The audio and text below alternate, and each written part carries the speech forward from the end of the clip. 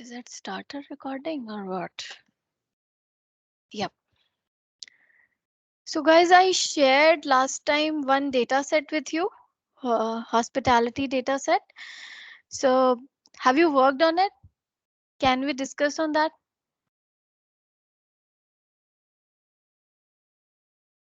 Supriya, Florin, Binoy.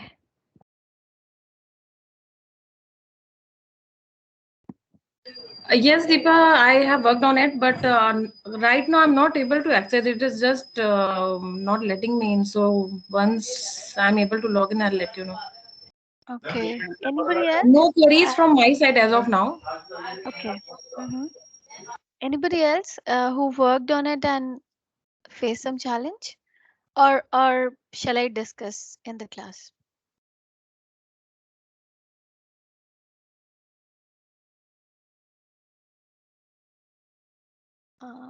We have Bhakt Sharan. Bhakt Sharan, hi. Were you able to work on the file? Actually, I tried it, but it is not Uh-huh. opening at my end. Just right now, it is not opening. Okay, I mean you were able to, right? You were Yeah, yeah, able to work on it. yeah, yeah. Great. Anyone, guys? Anyone who want me to explain, or we can go ahead? Maybe if not today, we can discuss tomorrow, and we can discuss the further topic today. Okay, so I'll start with the session today. So everybody has one data set which I shared earlier. I'll share my screen to show you. Yeah, this this one, the order items, customer brand table. I hope everybody have this data set. Could you please open it at your end?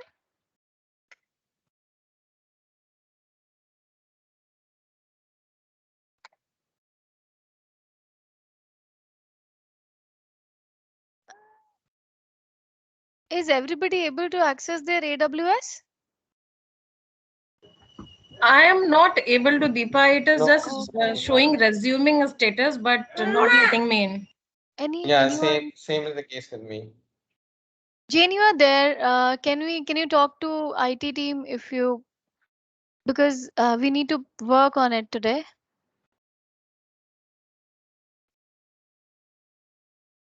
Jane? Yeah, I have actually Power BI installed on my local desktop, so I'm using that. Great. Thank you, Vijay. I'll just inform IT team of mind map.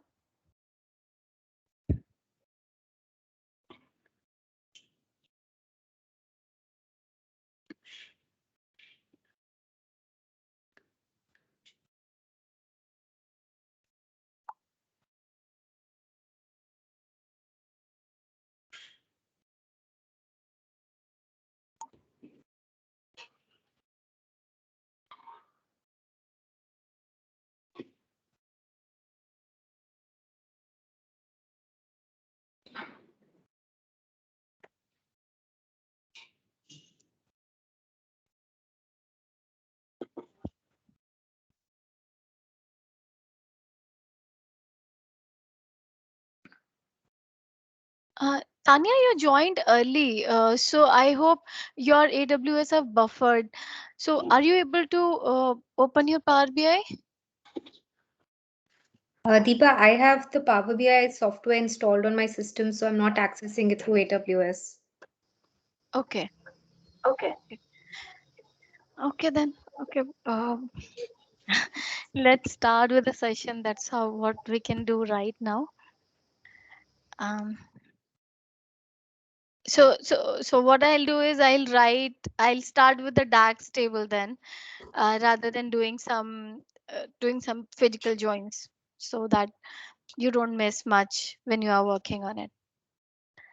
So actually we'll have some spec uh, dedicated DAX sessions. Uh, 4 sessions, I guess, would be okay. 3, 4 sessions.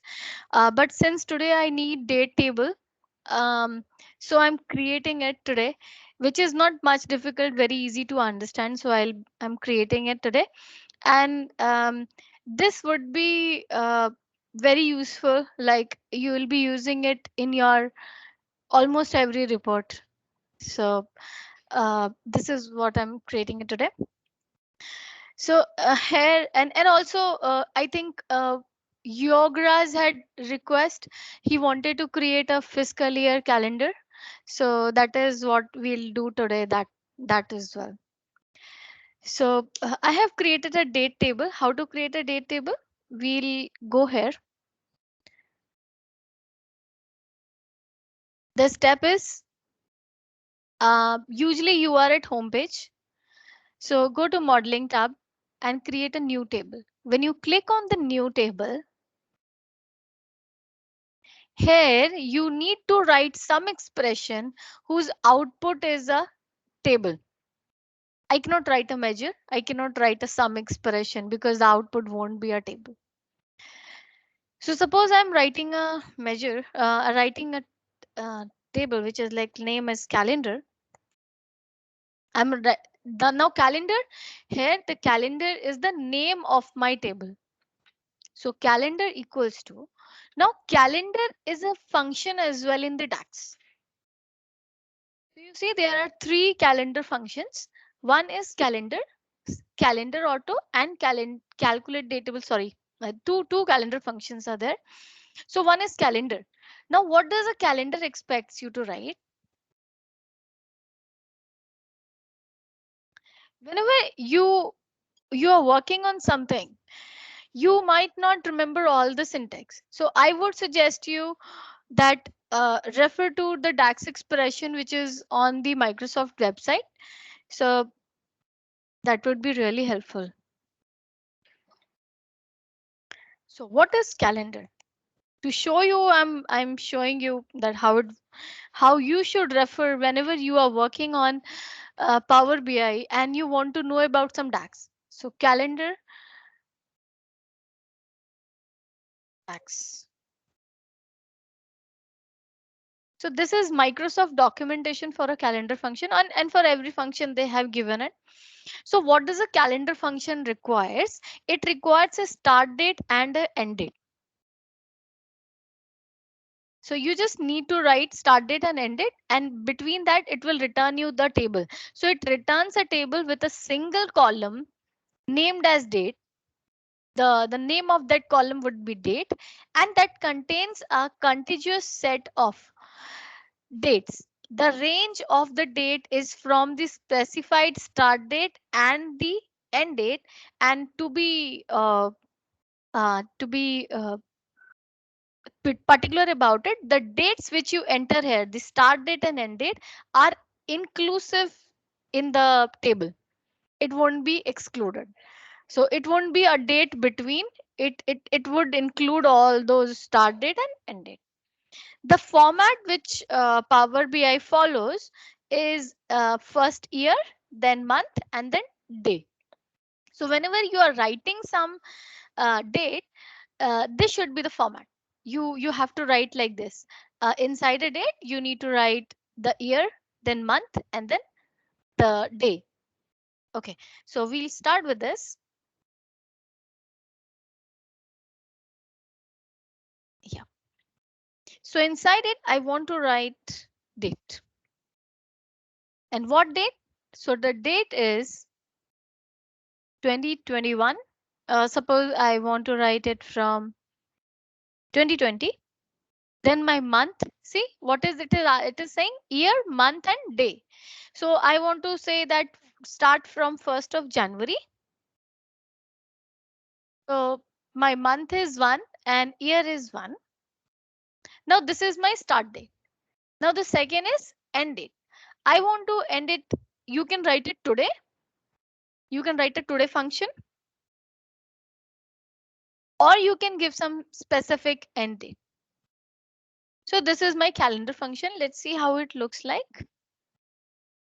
So this is my calendar table.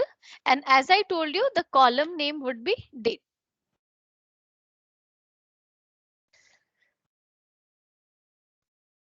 So you see here, it is starting from 1st of January 2020 till today's 21st 21st of October 2021. Now here I can modify today to some end date. I can also write date between functions. So we'll go through one by one.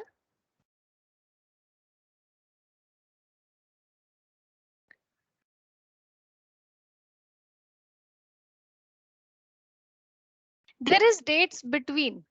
What is dates between? Now, dates between ask for dates.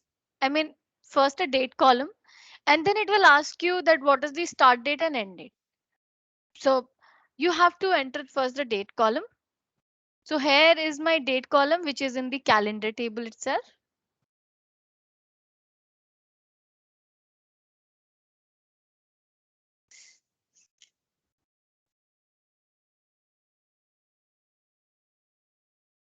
Okay, here it is not because I'm just writing it. So I have to give a date from some another table.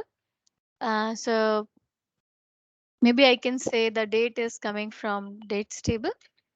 Then I can say from this date column, what is my start date and what is my end date. So I'll follow the same format. So let's see first, because whenever you are writing, you should know the exact syntax. So, okay, let's go ahead.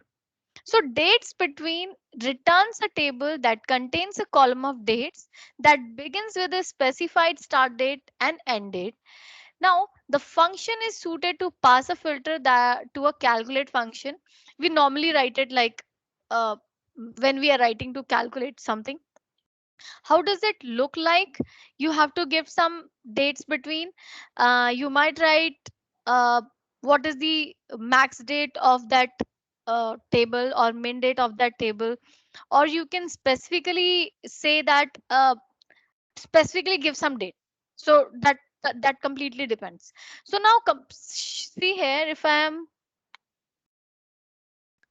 I was here. Yep. So here if I say that I want to go the dates between the max date of my date table and the min date of my date table, because I'm already referring to one of the date column. So I might say the start date is min of my date.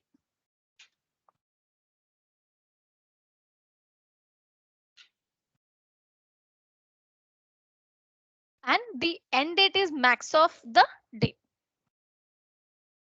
So this is useful when you are referring some of the date column from another table, so that you don't end up creating a date column which is unnecessarily too large.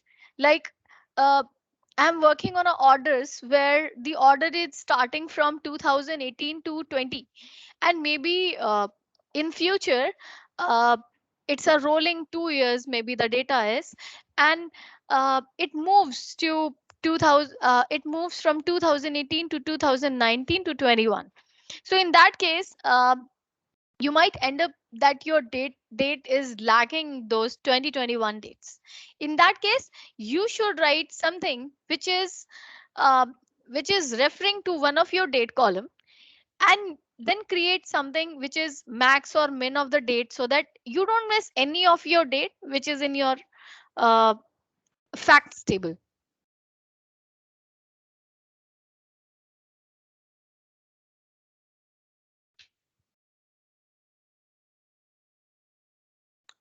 One of the parentheses I'm missing. Yeah.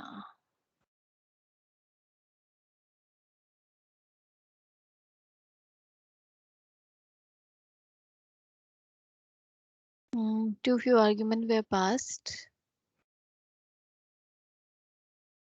I don't think.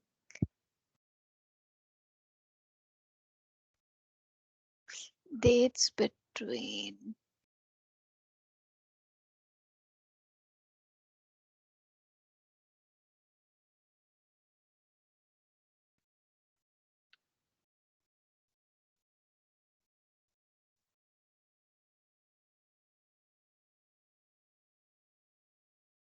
What could be there?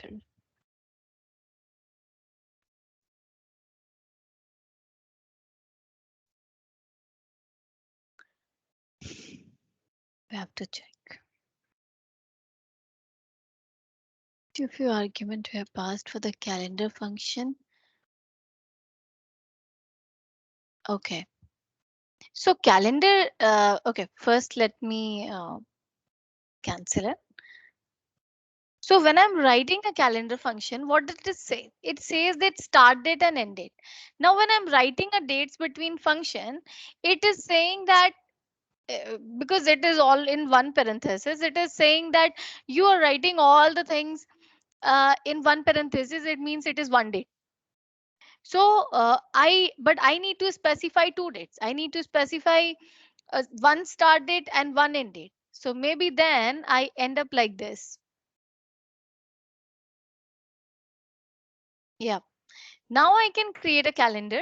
Now I have the calendar table, which is containing the max date of my date table and the min date. From where it is coming, I have created a date table, which is starting from 1st of January 2018 to 31st of December 2021.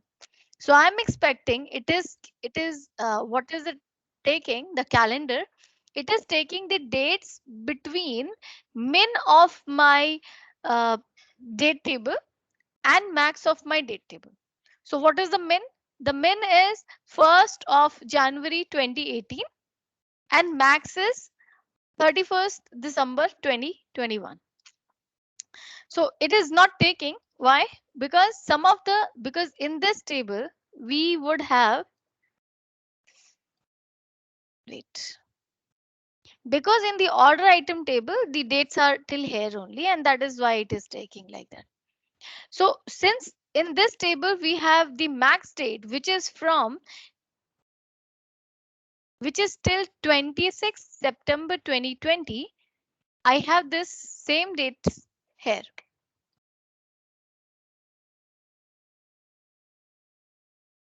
Is that okay? So we learned about two functions, which is calendar and dates between function. Dates between function, you have to make sure that it will include both your start date and end date. Those are inclusive. Now let's go to the third thing which you can write is calendar auto function. Calendar auto function, what does it take? Calendar auto function automatically takes the date, which is, suppose I have 5 different fact tables, order table, products, staff, maybe in all the tables, I have some different dates. So then it is difficult for me to find that from which table I should find the minimum min of the date and max of the date. In that case, what does calendar auto function does? It automatically takes the min of the date which is in your model and max of your date from your model. Let me show you the syntax. See, calendar auto function. So returns a table with a single column which is named date and that contains a contiguous set of dates ranging. The range of the date calculates automatically based on the data in the model. So it will automatically take the min and max of the date which is in your model and not specifically from one of the table. Okay. Now, what is the syntax to it? So the syntax to it is calendar, and inside it you can write the fiscal year month. So suppose I write 1. So 1 means my January is my fiscal year start of the fiscal year. If I write 4, it means I'm saying that April is my start of fiscal year.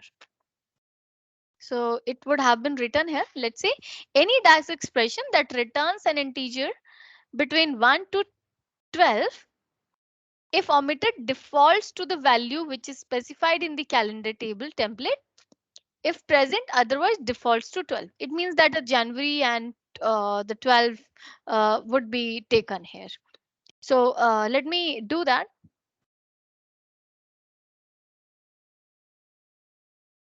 Yeah.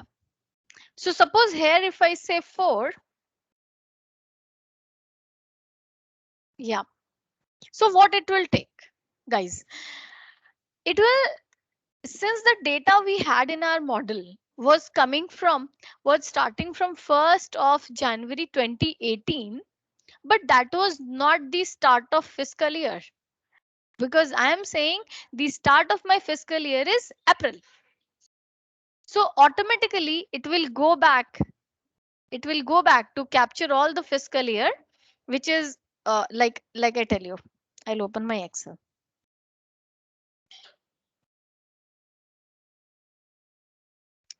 So I said,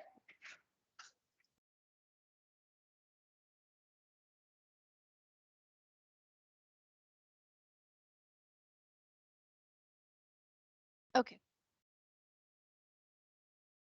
So this is 1st of January 2018. So what is 1st of January 2018? If I'm saying that April is my fiscal year, so what do you say? What is the fiscal year I have here? What shall I write? Is it fiscal year 17 or 18? 18. 18. 17, 18 basically. Yes, it should be 17, right? Because it will start from 1st of April 2017 to 31st March 2018. So it will come in fiscal year 17, or someone can write precisely as like this. So it should come in fiscal year 17, and inside that the start would be 1st of April 2017. Okay, so that is this is the start date of fiscal year, and end date would, yeah. You cannot write 17 dash. Should be FY 18 only.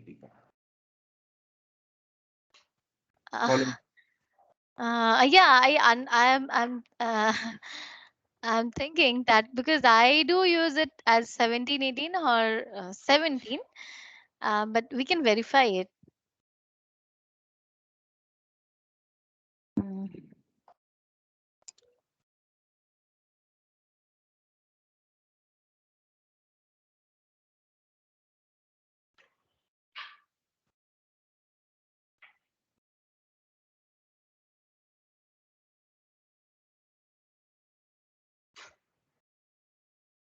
First April 2021 to 31st March 2022 is abbreviated as FY22. You are right. Okay. Okay. So yeah. So it is fiscal year 18. So it is fiscal year 18, and the start date of this fiscal year is 1st April 2017 to 31st March 2018. So that is why when I'm saying that the fiscal year start is April, it is automatically going back and taking the data which is starting from there. It is not taking some of the records because maybe the data wouldn't be in the table. So that for those records, maybe the data in other tables we don't have for those dates, and that is why it is not taking.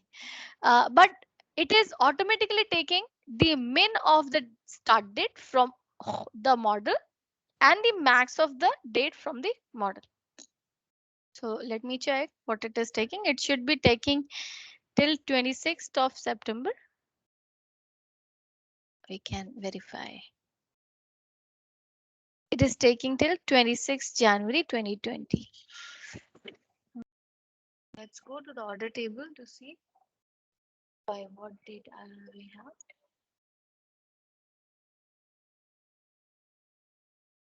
have. I do not prefer using the calendar auto because sometimes it missed some of the dates.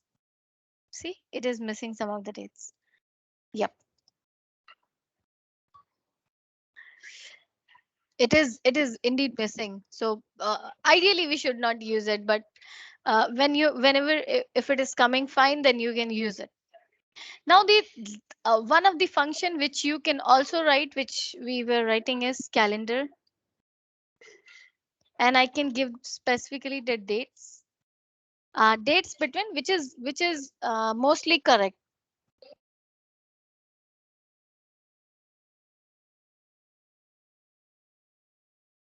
So what you should do is, like, I have an order table, and there I can see that, wait, I can see I have order date, required date, and ship date. So whenever a customer order for a product, that is an order date. He puts that when the product is required, so that is a required date and a shipped date. So that is a general, I would say that is a general thing, that order date have the minimum date, required date and ship date could be uh, maximum, one of them could be maximum. So generally, if the company is following the SLA, the required date would be higher, on the higher side, and ship date would be on the lower side or equal to the required date. So that is how it is. So if I'm expecting all dates to come up in my model, in my date table, then what I would do is, I would take the min of my order date and max of my required date. So I'm expecting that this should then include all the dates which is in my model. So here I can see 10th of July 2020 is my max date. Or let me see the ship date here. Okay, so it is 2nd April 2020. So then I'll do is, I'll take a max of required date and min of order date. This would ideally include all the dates, and I would not miss any of the dates in my table.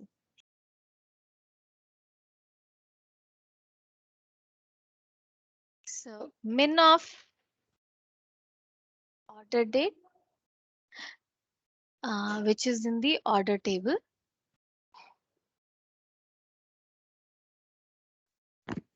Order underscore date. Okay. Then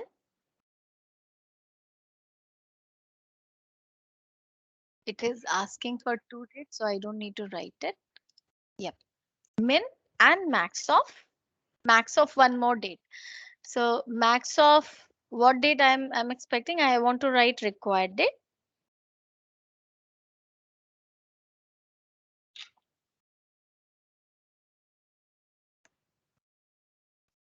Okay. So now I'm expecting that all the dates which is in the model should come up. So it is starting from 1st January 2018 to 26th of September 2020, which is fine, which I now I have all the dates which is in my model. We can check it. It is missing some of the records. Why?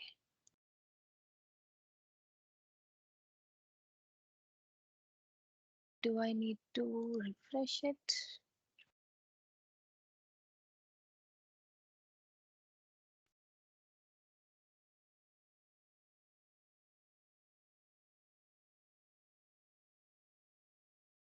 Okay.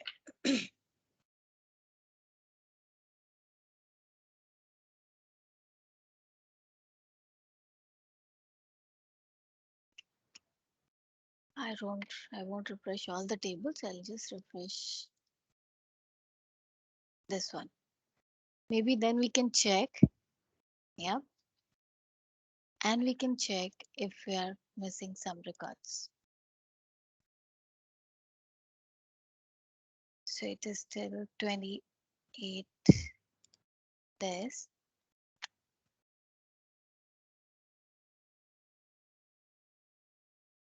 For this, we don't have records. This could be the reason.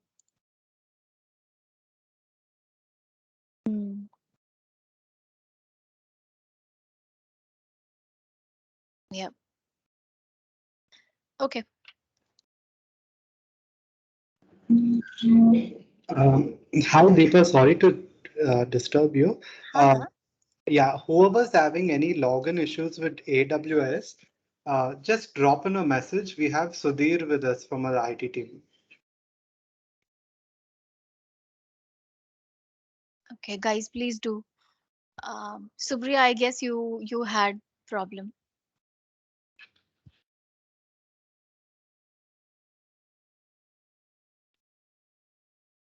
I have just logged in. I'm not too sure whether it is because of my internet speed or because it seems my internet is slow. Okay. Anybody else? Um, Vishal, are you able to log in today? Yes, I'm in the office for this training. Okay. So whosoever is facing problem now, please do message Zain. I'll continue with the session. Okay, so this is what the first thing you need to do when you are writing a calendar function. First, when you are creating a date table, first thing we need to write, specify that from which date to which date I want to create the date column. Now the second thing is, second you need to write, you might want to write, uh, extract some, what is the year of that date, month of those dates, quarter. So those are the different formatting which you can write it. So suppose here I have written one DAX which is applicable, and you just copy and paste it and you can do it, but we can do it separately as well. So suppose I have one date column which was here, which I created like this, and then on top of it I can create some columns. So I can say go and create one more column and say what is the year. So for year, in Power BI, there is a format function. One more function which is year, but it will not return you the way that you want. So I am writing format function.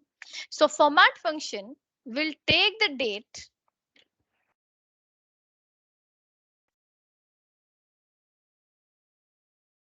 and then how do you want to format it?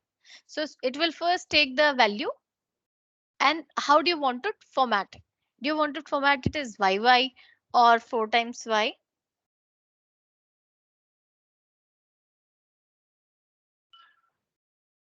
So it is just returning 2018. I want to write, suppose, yeah. So this is returning like this. Now I can even add some text to it. Like if I want to write FY-2018, so I can even write it. So I can say format this. So I have this date, and then on top of it, I can say FY, and then I can say and dash and. Okay. So this is now like this. Now I can have the value like this. But this is not my financial year. So I need to create something else for that. So I'm just returning the date here, and we'll create a financial column separately. Okay. So this is here. Now I want to return month. So similarly, I can create another column.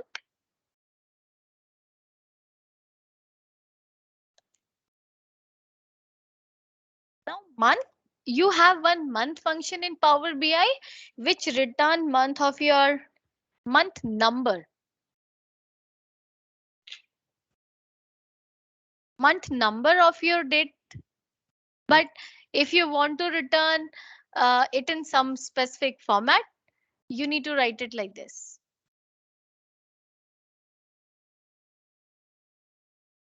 At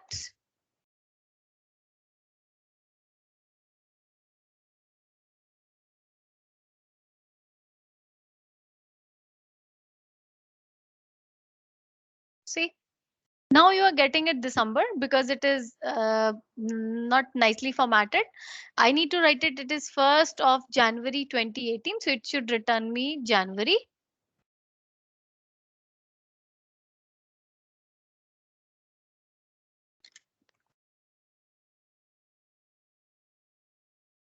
Then I hope I'm not taking. Yep. Now this is fine. Now this is taking the date of this. Yep. I can also return some more functions, which is I have returned months, week, and I can return week. So for week, we have weekday function. So what does weekday function and week function? So let me first show you so that whenever you are working, you should know how to search. So weekday function. Weekday function is returns a number from 1 to 7. Like you can even start it from Sunday. If you specified Sunday is your week 1, then it will give you the week number, the week day number. And there is another function which is week number. Week number starts from 1 to 52 because there are 52 weeks in a year. And then it gives you that number. So it is not week day number, it is a week number. So syntax are same for both of them. We can write it. So I'll say weekday. So weekday, here I'm expecting what is the day of this date. Day. Then see what it is asking. It is saying that if I just say weekday, it will by default take Sunday as day 1. So 1st of January 2018, I'm not sure what day it was. I can just check it. So 1st Jan 2018. Yeah. It was Monday.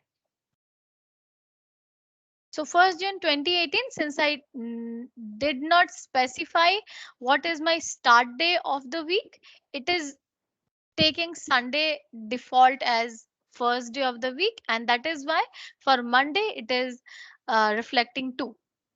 Now I can even specify like I'm working in my organization and I think that Monday is my day 1. So I'll put it like this.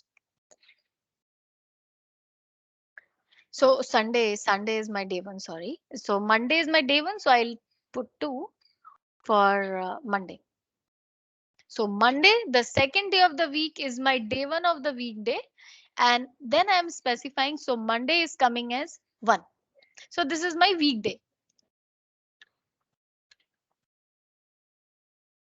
Okay, now I can even format it.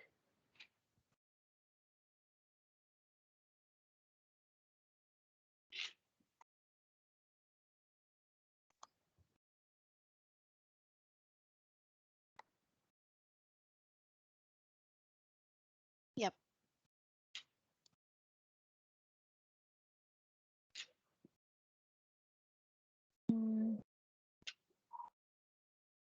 Weekday format. Yeah.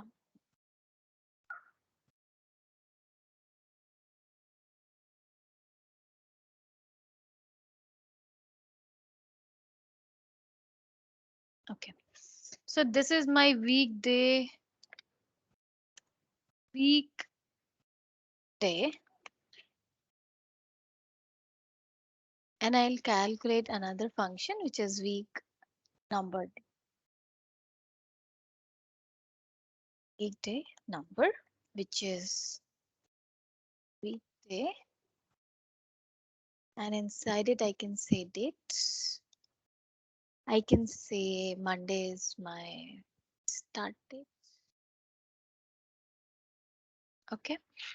Now I can calculate week number.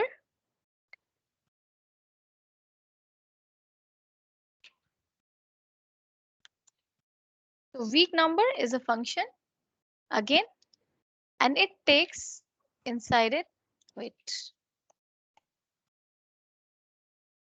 Yeah. So week number takes a week number.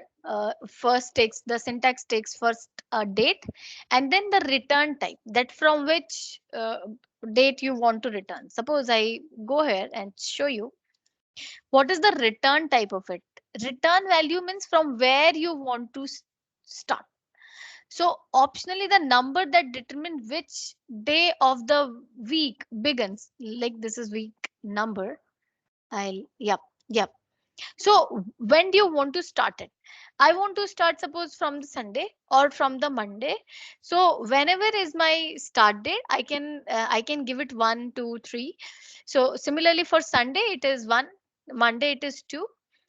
Week number I can specify in the similar manner.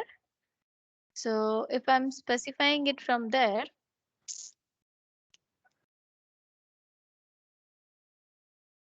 okay. So this is my first week, which is 1st of January 2018. This is my first week of the year. And let us take the last week, maybe some 31st. Yeah. 31st 12. I'm expecting it should be 53. 53 or 52 it could have been. Okay, so this is 53 because it is the last week. Okay. Is it clear? Shall I go ahead or you we have any question here?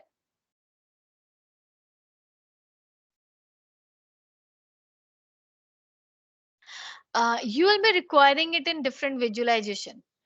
When you are trying to analyze by week number, by weekdays, by months, by different quarters, you'll be looking at. So we need to understand it. Guys, any questions you have now? Or can I go ahead? Okay. Okay, so I'm taking it as a no question. I'm start taking it for quarter.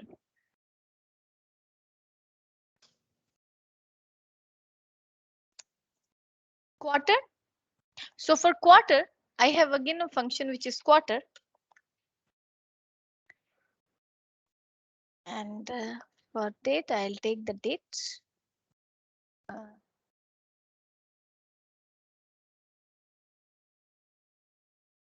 And then this.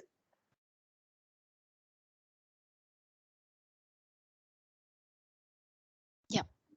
So 1st of this January 2018 is my first quarter, and that is how it is taking. We can also format it in a different manner. We'll do it. But for now, I'm just taking one few more columns. Let me just refer it. We can take month number, quarter number we have done.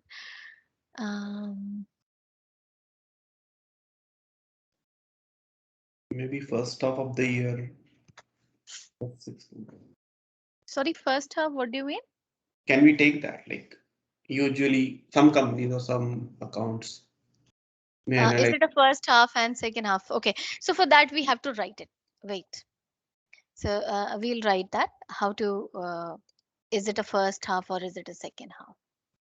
So basic question, Deepa, on this. Can you Yeah. go back to the table? Yeah. The table, yeah. Here, so it may be very lame to ask, but I will have No Excel file in the data, right? Mhm. In the form of data, right? And the date will be like this, the first column, right? Yeah. And that's where I'll start dissecting it for the year, month, week. Mm. But my reference will remain as a date, right? That's what we are doing here. Yes. Okay. According to my visualization, let me figure out what all I need. Yes, because whenever you are creating some visualization in your report, you should I mean, I would say like we talked about, we should try to use star schema. Like there is one fact table, one fact table and multiple dimension table. Okay, so you can have dimension as order ID, product ID, similarly the date ID, because that will help you to integrate your report. You do not rush for date for from the order table and then to go to the sales table and then to return table. Don't I would say that don't go in multiple tables for dates, create one date table and then create a relationship between those three tables. Use one date which is in your date table so that it is a unified record, and then your visualization would be smooth. Like you are taking one date from a table and you are making sure that whatever you are filtering is filtering all the tables.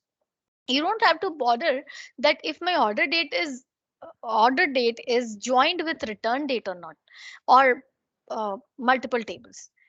When you have joined your date table with order date and the return date or some shipping date for different tables, you have one unified record and you know that from which table you want to filter. You, if it is a date, you want to filter it from date table. And for that, because in different visualization, different requirements are there. We want to see the quarterly progress, we want to see yearly, what was the previous year, current year. So in those cases we can create multiple columns basis our requirement, and for different visualization, like for week on week, what is my performance, so we can compare by week number or weekday, like that. Okay. Okay, now let's go to one requirement which we had. So for that I have written one DAX and I'll explain and we'll write it again. So I'm trying to write that whatever the month is I have in my date, if the month date is greater than equal to 4, like if I say that my fiscal year start is April, then take the month date um, and subtract it with my fiscal year -1. Because I am saying that it is a fiscal year which is like somebody just corrected me. It is 1st of April 2018. So it should say FY19. But in my year calendar, but the year will return 2017. So like that, sorry, 2018, but I have to return 2019. So like that, I have to work on and see how it works. So if here I have created one variable. Why I have created a variable? Because I can change it multiple times. I can here I have created a variable like you can create in multiple programs. When you write a Python code or C code, Java code, you can write a variable which you can use it. Similarly, in Power BI also you can create a variable. Here I have created a variable. The DAX function for variable is VAR. So I have just given a name which is FY start month, which is I have written 4. And then I'm returning. What do I want to return it? I said that if the month date is greater than equal to 4, then what do? If it is greater, if it is 5, if it is 5, then like suppose it is 5, then 5, what is 4 minus 1? What is my start date? It is month minus 4 minus 1. So it will return like this, else it will return 12. That's how I'm trying to return.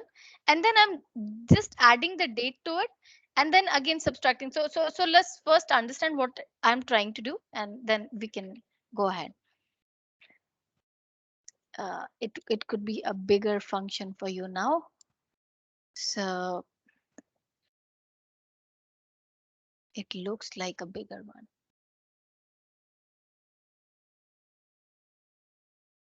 I'll just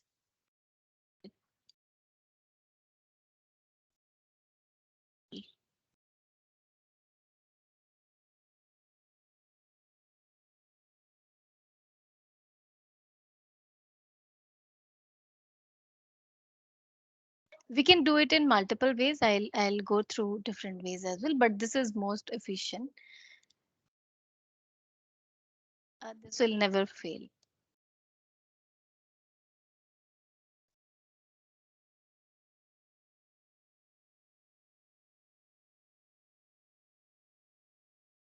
Okay, So this is such a small code. Actually, what it is happening, it is taking if, now take till here only. If my month is greater than 4, then what do? Take sum of the month, take 5. If it is 5, so what do? 5, because what do I want to enter in my fiscal year? I said that if my start date of the fiscal year, like first just return this, see what it returns. Return just FY. Returns. Okay. So I just wrote that variable FY start month is 4 and return that start month. So what it is returning? It is returning me 4. Now I don't want to return the start month. I want to return basis this. I want to say that if my month of the date, which is in the date is greater than 4.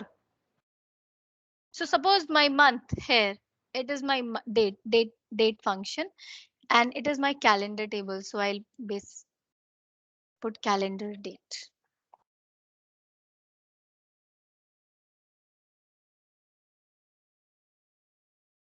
Uh,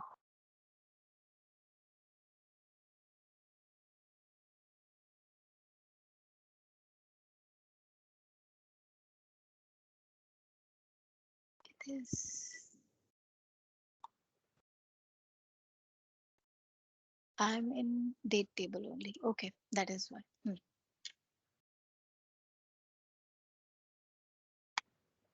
What does this month will return? The month of the date. This will return me the month number. I'm here in 1st of July 2018. So it will return me 7. 7. Now, if 7 is greater than equal to 4, so obviously it is greater than. So if it is greater than 4, then return me month of that, that's 7.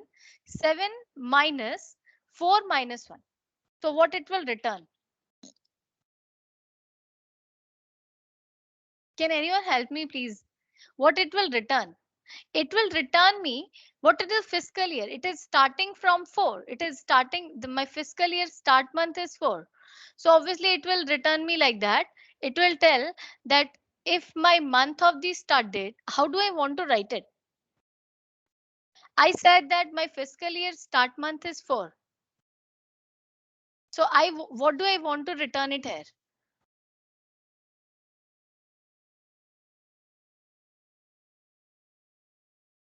It should be 1. The one, it should be 1, right? It should be 1.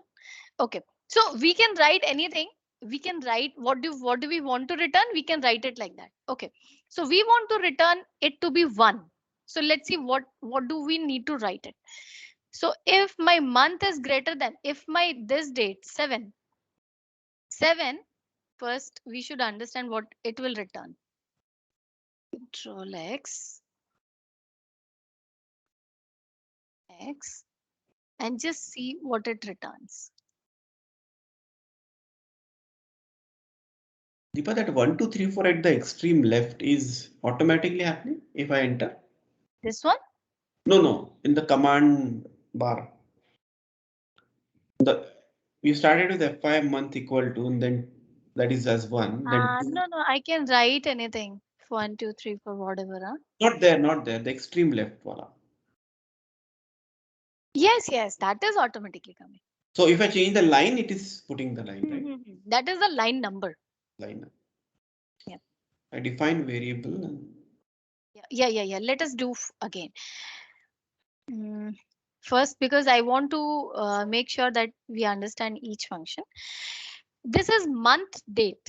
So we already discussed that what is a month function return. So month function returns me the date. I'll go here. I'll cut all this so that I'll just say month and month of date.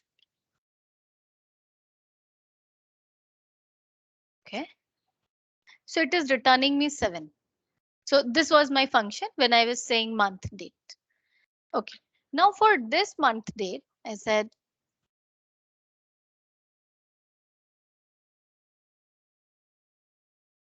I wanted to say that, okay, my variable, I'm going to a variable, suppose fy start date. Now I said fy start month is 4. I'm just writing it because I am taking it I'm saying that my month start is April. Now I'm just putting an enter, shift enter, return. Whenever I'm writing a variable function, I'll then return something that after declaring a variable, what do I want to return? So I'll write return. Next line. Now I can write if condition. So if, first of all, let's write the month of date. So date. So currently it is just returning me the month number, but I want to say that if this month is greater than equal to what? This one, FY start month. So this is now whenever I have declared a variable, this will come in green color. So I have taken that. So if my FY start date greater than equal to 12, greater than equal to 4. So suppose it is till what time I should take it? I can take it if it is 7. Okay, it is 7, then it should return me 1. So I should write month. I'll copy it. Month minus, how many minus? Month minus fiscal year. Fiscal year start month. So it will then return me 3. And I want to return it as 7 minus, it is the third month. So it should return me 3. Is it right? It should return me 3. It is 1st of July 2018. So it should return me 3. Is it okay? I mean, what are you expecting? We can write anything. If it is 1st July 2018 and I'm saying my fiscal year start is April 4, then what is this? What is this month? Is it 3? Is it okay? Or do we want to change more logic? It should be 4, no? April, May, June, July. April, May, Yes. June, July. Then what we should do? We should do a +1. Yes. Let's see. Yes, it is returning 4. Now take some different date, which if it is not greater than equal to, suppose it is 1. It is 1st of January 2018. Then what should be the fiscal year month? It is 12. Let us take some different It should dates. be So that 9, 10 and 11. Sorry. yeah. 10, Yeah. 11 and 12. 10, 11, 12. So it should be 10. 10. Yes. It is January to it is 10. So So let 1 us plus write. 9. Yes. So then we should write else. If का condition यहाँ तक था. Okay. Then we'll write else. In else condition, I would say that whatever the fiscal year day 1, I want to return as month is 1. I want to return it as 10. What should be the logic?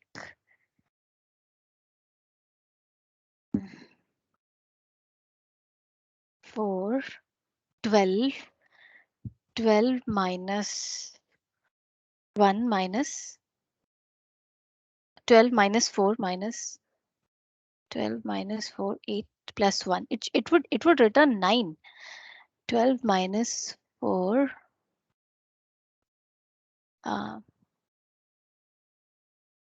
12 minus Fy minus whatever the month number, it should return. What should the logic actually? It is 12 minus 4. So it will return 8. And then 8 plus 1 return 9. But we want to add one more. So yeah. So it is 12 minus Fy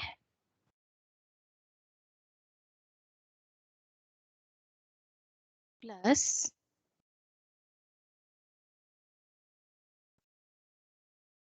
let us see if it suits to all the cases. Okay. Then plus 1. Yep. I think it should give us 12 minus 12 minus 4. 4 plus 1, 5, 12. No brackets required. 12 minus 4 plus. Yep. This But is Deepa, why we are not going to change directly in financial year? If my month is less than 3, then just plus in calendar year. So financial year automatically change. where do you want to write? Sorry, Yograj, I could not understand. If we want to change the year, so Yes. if my month is less than 4, then I'll take next next year calendar year plus 1. Otherwise, take calendar year. So your financial year will change automatically. Calendar year. I mean, you mean to say 2018. Take calendar year 2018. But it is Correct. 2018 is a number. So how would you sum it? Why you want to submit? If my month is less than 4, less than 3, then I'll take calendar year plus 1. So suppose 2018 will be 2019. And if less than 3, less than or equal to 3, then I got you. current. I got your point. That is fiscal year. Yeah. We are doing fiscal year month, fiscal month. So you I want to got join you. both of, yeah. We can obviously we'll create fiscal year as well. And that the logic which you said is correctly correct.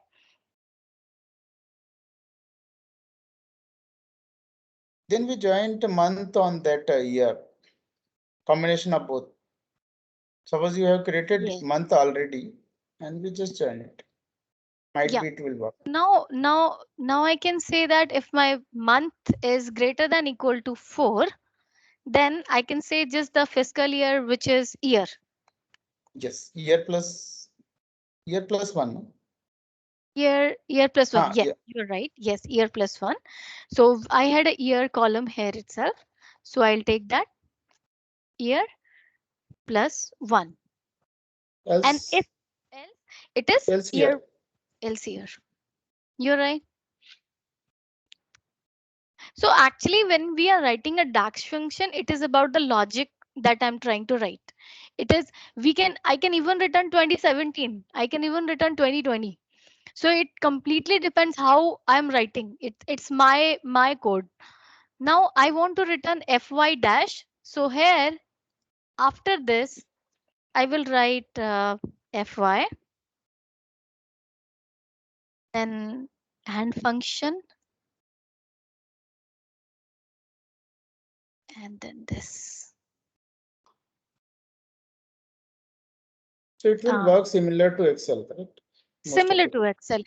So that is what I was discussing in the earlier classes, that if you know the advanced Excel formulas and you are quite comfortable with SQL formulas, not all the things, like you know what is dates between dates, date add,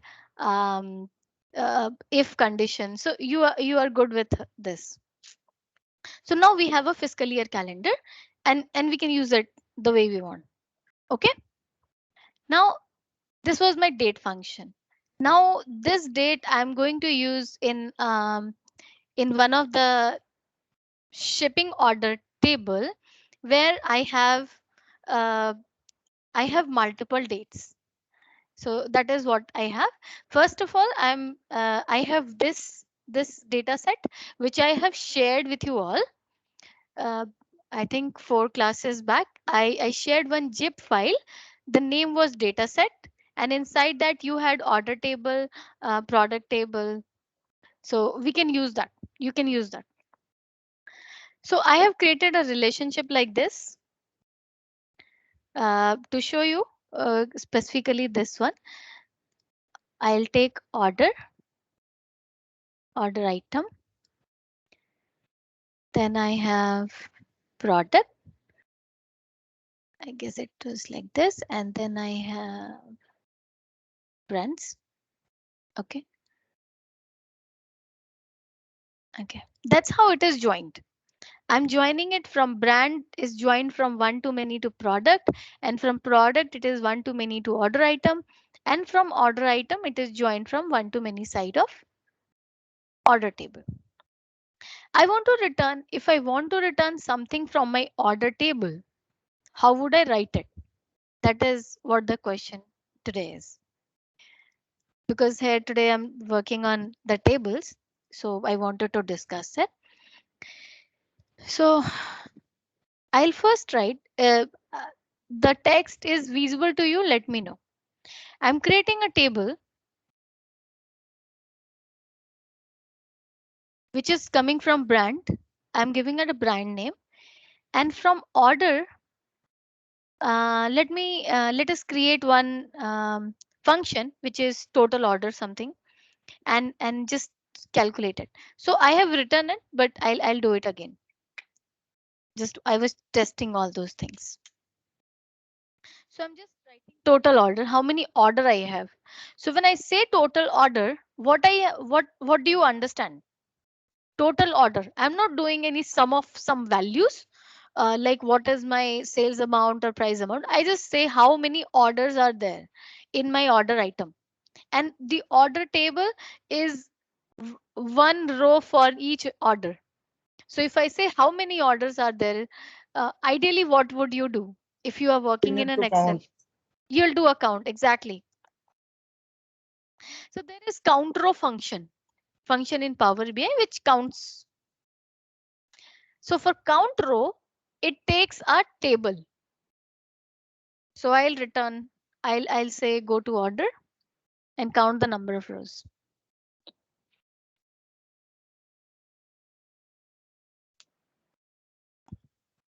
So this is my total order. This I just created and I'm taking it. But you see what it is returning. Let me increase the size.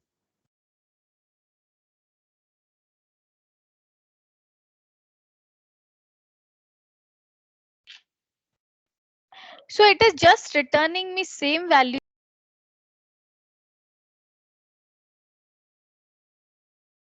So you see it is returning me same values for all the brands. What could be the reason, guys? Because it's not taking brand as a filter. It's a Yes. count on total. Yes, you are exactly right. Then what could be the solution, Yograj? We need to fix that. Like we need to use a if function if this is equal to something. Then so Yograj, will you write if function for each Electra, each of the brand? How do you suggest? No, that will be time consuming. Actually, what I was trying to show you, I think if condition, how would you write? Like, I mean, if there is no relationship between these two tables, which is able to filter from brands to order, I am not able to think of the if condition how it is work, but I can tell you that how this can be done using a filter. You can create a filter here. You can create a relationship, a physical relationship, or you can write a DAX function which specifically say go and do a filter. Those two things you can do. Because what is happening here? We discussed in the modeling class that this relationship means this brand A table is able to filter this product table. because the direction is, you see the arrow direction, it is in towards product table. So it is making obvious that brand table is able to filter the product table, but product table is not able to filter brands table. Aisha. Aisha, hi Aisha, are you a new participant today? Hey, hi. No, I mean, in place of Zain, I'm being here. Okay. Thank you. Thank you. Okay, so now then I see from product to order item, the relationship is again from this direction to this direction. It means product table is able to filter this order item table, but not the vice versa. But it was, since the relationship was going in from brand to product to order item, I can see the relationship like this. Brand, the arrow is going forward to product, and then the arrow is going forward to order item. So from brand table, I'm able to filter anything which is in the order item table. But what happens here? The direction is opposite. Now I'm not able to filter from order item table to order table. Two solutions to it. One, you can create this relationship as bidirectional.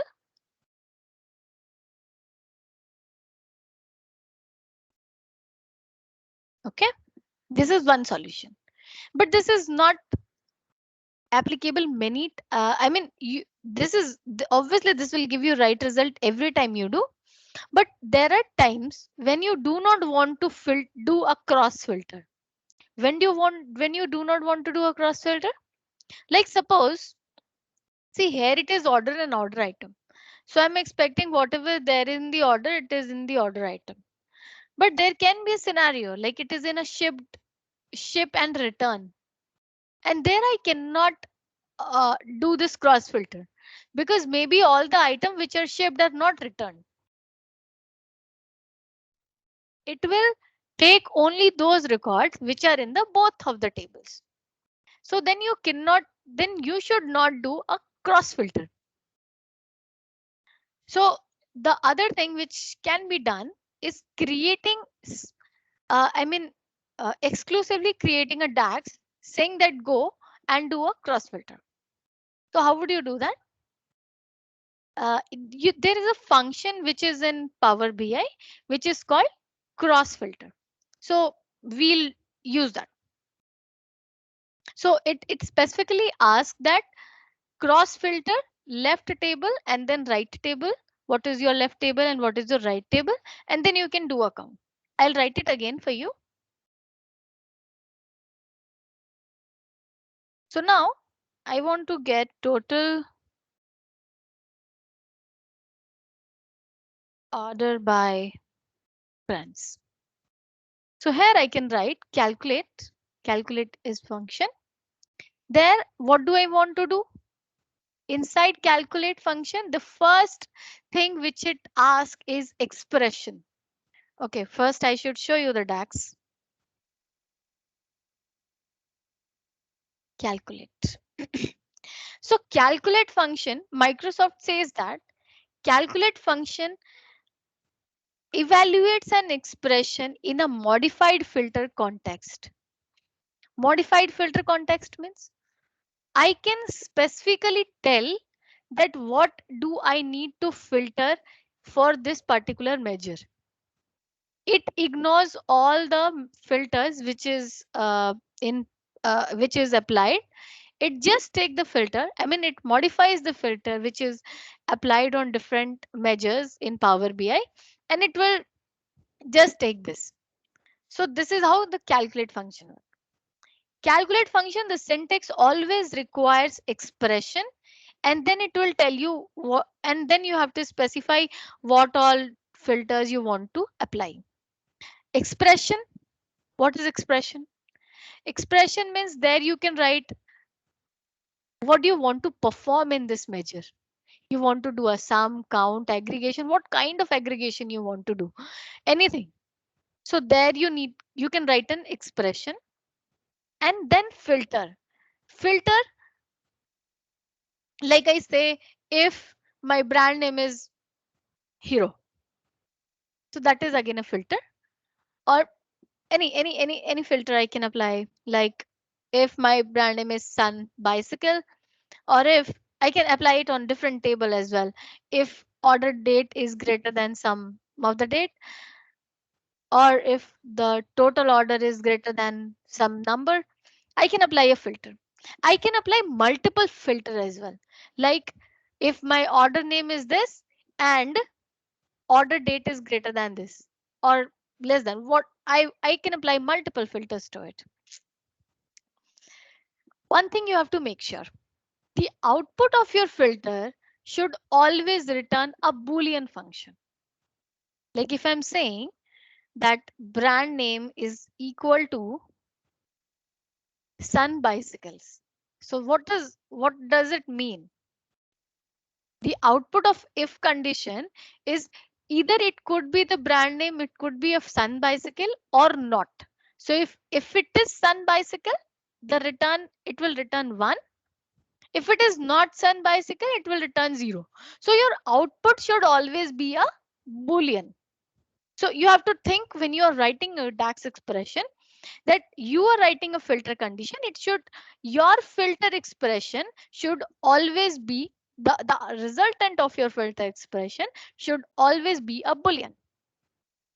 And outside the expression, you can write any aggregate function. This is how the calculate function works. So in this function, in particular, what Microsoft has given, they are doing calculate. Don't look at the if for now. Calculate sum of sales amount. So whatever they are doing, the expression is they are doing a sum of sales amount. And inside that, they are writing some filter expression, which is returning them Boolean. They are saying that the customer key is less than 2500. And after that, they are writing some if condition that we are not looking at right now. Okay, so we'll write our calculate function. We want to do a count. Now, count and count rows are different. Count row always ask for a table. Count, you can do it on a table, you can do it on a column. Let's understand the DAX. Count. Count function counts the number of cells in a column that contain non-blank values. Now, there are different functions of count. Count A, count AX, count blank. It is again exactly similar to what you have in Excel. Count function does not count the blank. If it is count A function counts the number of cell in a column that are not empty, and it will also it is used when you are counting alphanumeric alphabets and numbers. It is non-blank values. Count function and count AX function. The count and count A are the same. It will give you the same result if it is an alphanumeric number, but count will count the number of cells that are there. How many? Like suppose if I have written 1 2 3 4 5. Let me write out an Excel and show you.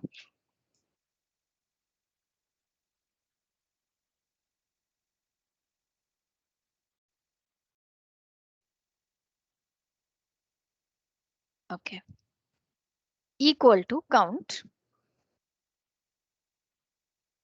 So count start from, I can even give it from here to here.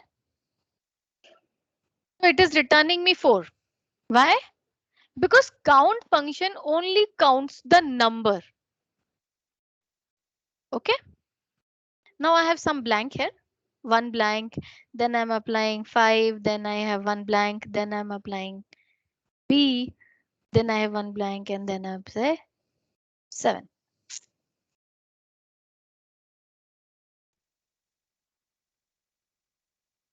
Okay.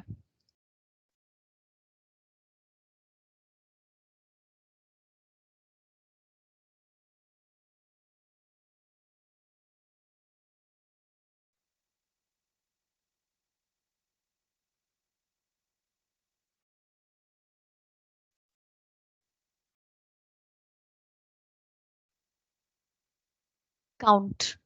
So I'm just giving a range. Should be the output. Count.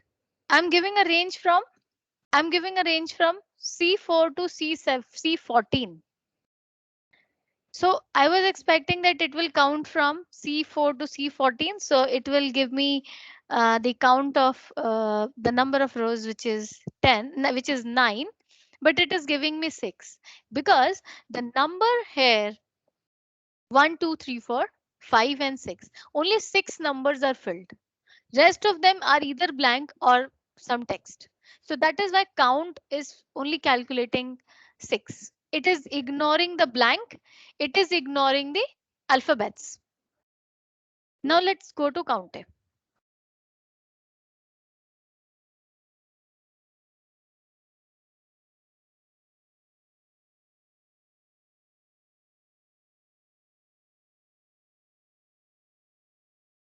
Count A. Count A function. It will again ignore the blank. But it will. Sorry, have I given the wrong range? 9. Okay, so it will count all the number of rows which is here.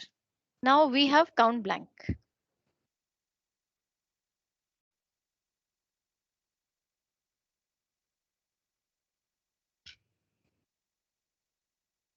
So am I giving the wrong range? C4 to C14. 1, 2. Okay, 2 blanks are there.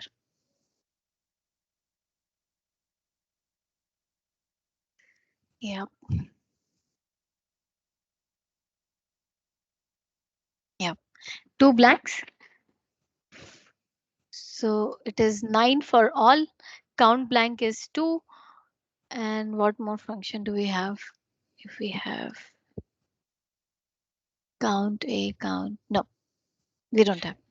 One more function is available in Power BI, which is count AX, and it calculates row wise. Row wise, it will do a context. So we'll go there as well. So first I'm doing a count. Now count will only count the text, only count the numbers and not the text. And it will also ignore the blanks. So if I'm counting the number of orders, I will not do a count A, I will do count. Count. What do I want to do a count? I can count on order ID.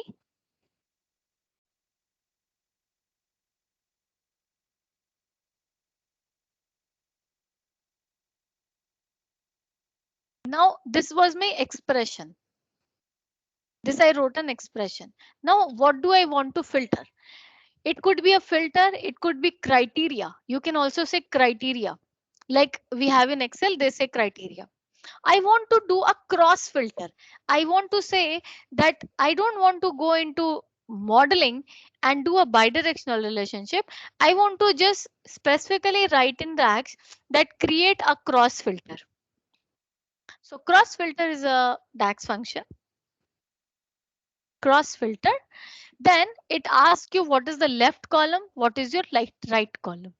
Left column, you choose, like here you have order items and you have order ID.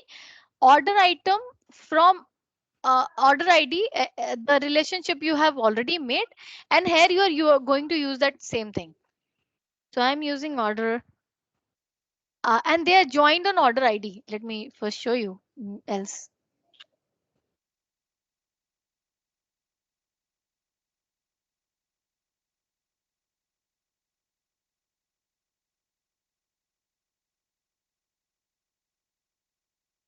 So you see how it is joined.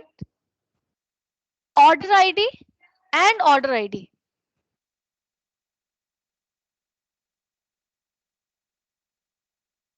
It is joined on order ID.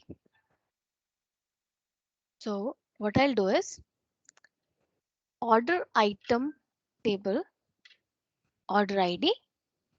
This is my left table. Then what is my right table? Again, it is order ID, but from order table. ask that what type of join you want to perform. I mean, what type of cross join you want to do, a single directional or bi-direction, or if it is a single direction, you want it filter from right side or you want to filter it from left side. So we already had a already have a relationship. We already have a relationship which is from order item table to order table, and it is single direction. It is in single direction from order table to order item table. But we don't want that. We want it to be bidirectional, or it could be from order item table to order table. So I'll write just both, and this should work for me.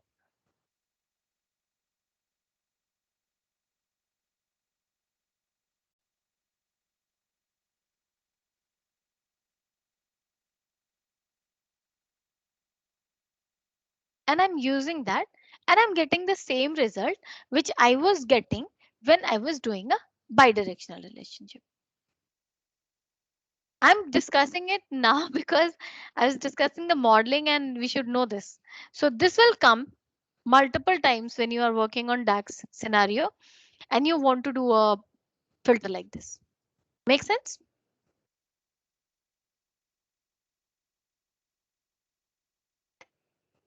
Is this okay, or any confusion?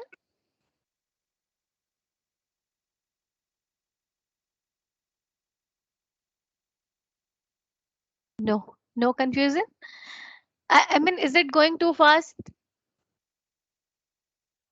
Vishal, Sudhir, Yashna.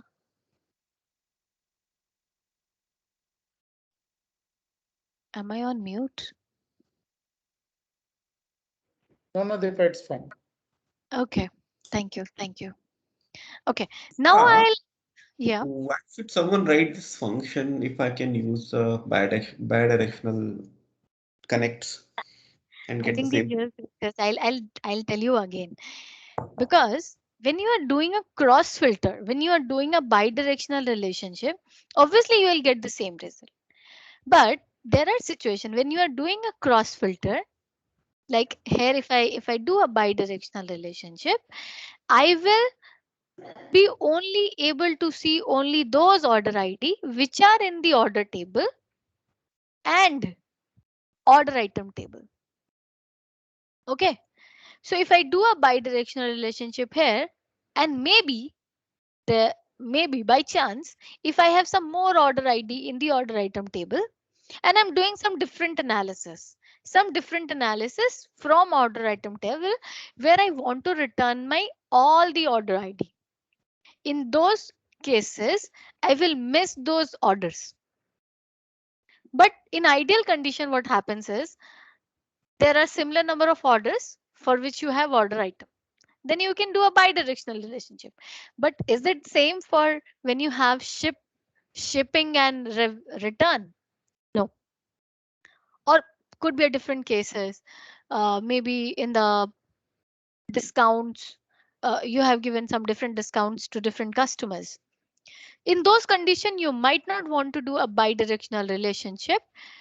And there are cases like if I have if I have only 4 tables here.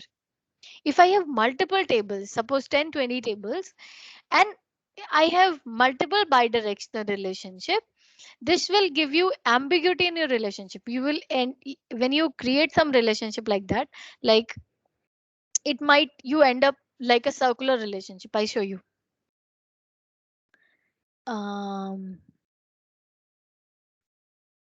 Do we have any ID here? Store ID. Yeah, staff ID.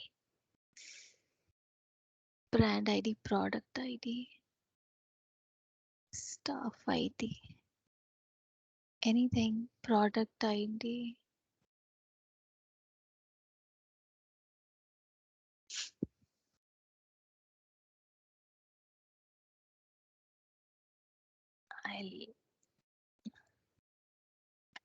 Yep. Do you see this? This relationship start from product table. Product ID is joined with product ID on order item table. Then Order ID is joined on order ID on order table. The product is joined with the product ID on our stocks table. And stores is joined like stores ID with stocks. That is why you see here the relationship which was between the order and the stores is inactive. Let's go here and try to make it active. So it says that you can't create a direct active relationship between order and stores because an active set of indirect relationship already exists between the table. To make this relationship active, set a cross filter direction to single or delete or deactivate the indirect relationship first. What did it say? It says that it's a in a very simple language, it's a circular relationship. You see, it's a circular relationship. Now Power BI does not know which way to go. Either you can choose, you can give the Power BI a direction that okay, start from here and go here, or make one of the relation is by make one of the relationship like here you can delete one of the relationship and make it active, or delete some of the cross filter. So here we can see we don't have any cross filter. It is all single direction. So the only way we can do is delete one of the filter. But what I was explaining you, I think Vishal was there. If you have this kind of scenario when you are creating a bidirectional relationship, you will end up the same error. It will give you delete your cross filter to make your relationship active because there is already a relationship. Like suppose here I have a bidirectional relationship. Okay. Now this order item and this order ID, this is bidirectional. And I have created one relationship with order and I have created one relationship with order ID. Now Power BI does not know which way to go. It is bidirectional. So data will flow from this way to this way or this way to this way. So then Power BI will tell, okay, delete one of your relationship.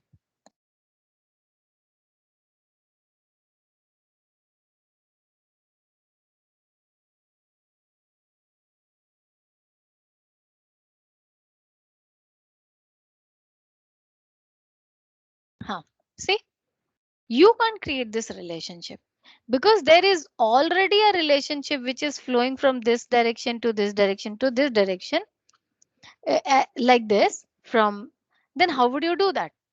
And that is why it is giving you error. Now let me do it a single way.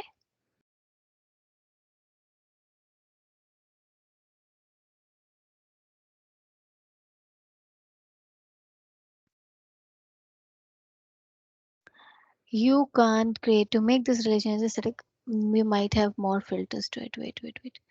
Stuff. Yeah, you see, stuff is already there. Let me bring it like this. Yep. Now here is one more relationship which is between the staff ID and staff ID. And here it is staff ID with staff ID with the stores. And here I'm not able to create this relationship because again it is circular relationship. So though I deleted this cross filter, again I have this. Now you can imagine if I delete this as well. Okay, this is inactive. Make one of the relationship as bidirectional.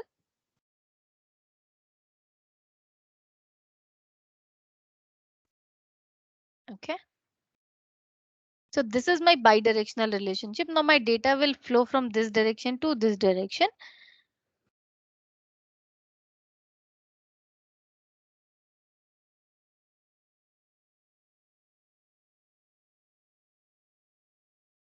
Let us try. Now this is store ID will go here. Yeah. Now from, yeah,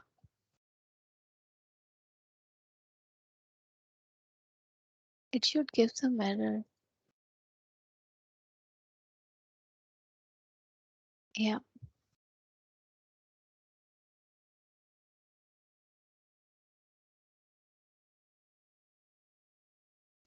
Sorry. I wanted to say, go and make it active. I won't be able to do this. Now, one more thing to tell you. If I have created this kind of relationship, which is all bidirectional, then I would be getting only the output could, you can say that I would be getting all inner joins result. The data which is in all the tables, and wherever it is missing in one of the table, it will not bring that because I'm doing a cross filter. But you might not want this. You might want that for like here what you are getting the only those stuff for which there is order ID, for which those for which there is order. But you might want to look at all the stuff even for those you don't have orders.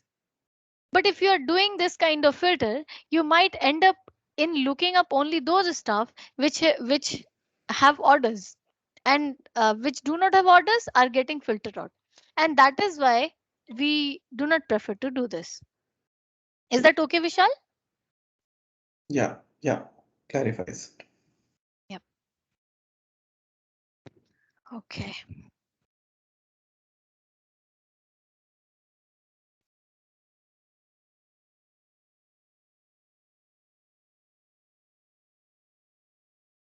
Now, if you are working on relationship, I'll work on one more relationship, which is multiple one.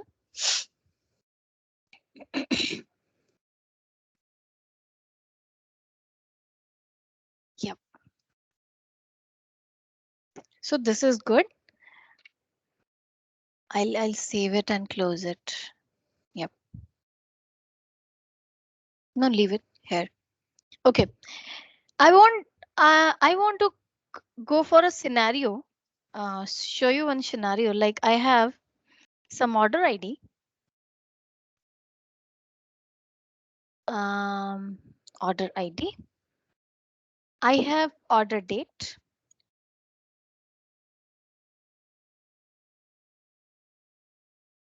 I have ship date. Order date. What could be different dates? Order date, ship date, delivery date. And I can have ship date. Yep.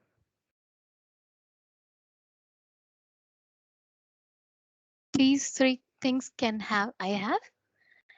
And this is my order table. I'll have then another table which is date table. I'm just writing some order.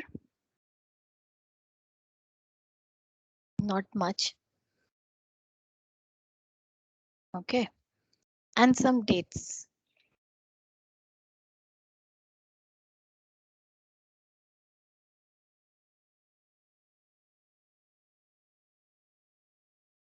Just putting delivery date as next to this.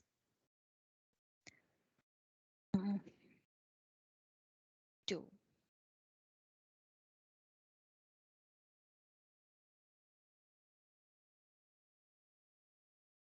Okay. And ship days. I'm adding 5 days to it. So first for 5, then I'm adding 6.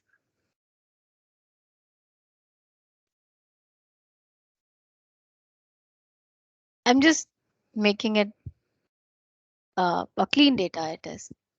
You can have different type of data. So I have this data set.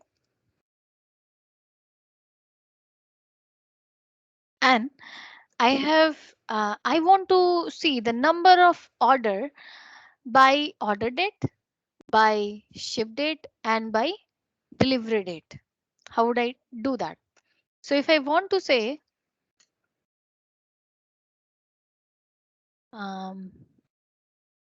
number of orders, and this is my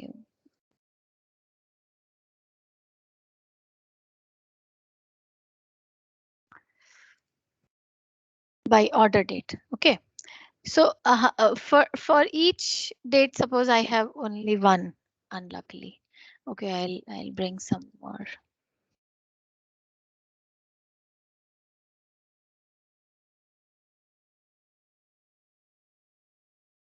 Yeah.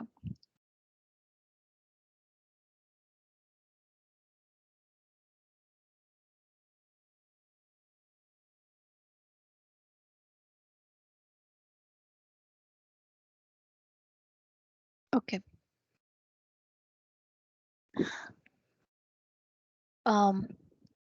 Now for first of by order date, if I want to go, then for 1st of Feb, I have two orders. Okay. If I just look at 1st of Feb, I have two orders. What it is giving? Why?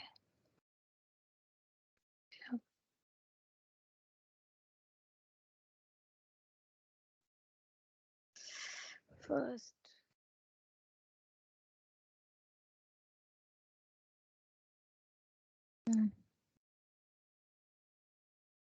Okay, two orders, and for if I go to a different date, which is 3rd Feb, how many orders I have? One, two orders. Now my data set is I just wanted to write +1 to it.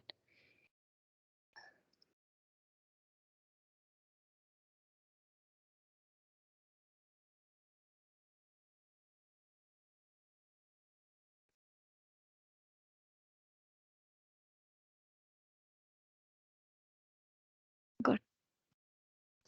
Now, if I go to the delivery date, now how many deliveries I have on 1st Feb?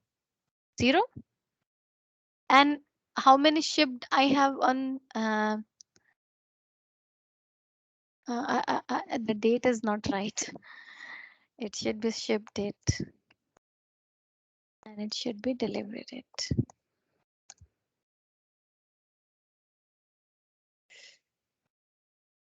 Yep.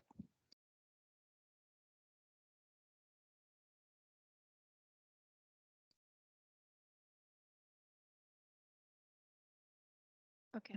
So how many shippings I have on 1st Feb? I have no shippings on 1st Feb, and again no shippings, no delivery on 1st Feb. Let's go to another date, which I let's take it some 7, 6. Third. Do we have any? Any? I didn't have. Maybe make it 3. So to understand.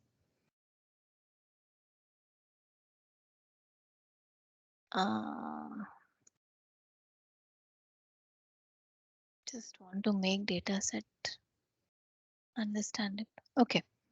So now if I want to just say that how many shippings I have, let's go to the 3rd of Feb and say how many orders I have on 3rd Feb.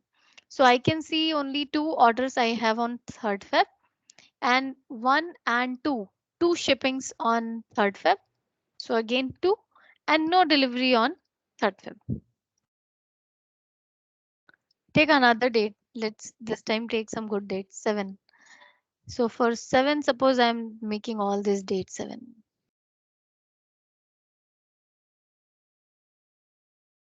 Okay.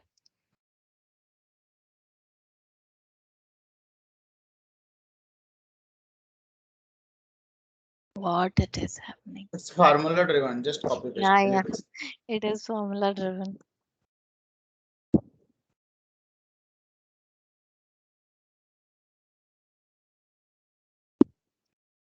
Okay.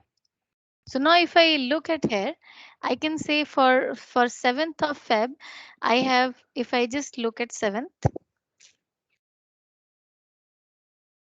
So for 7th Feb, I have four orders. I have 5 shippings. And let's suppose these are delivered on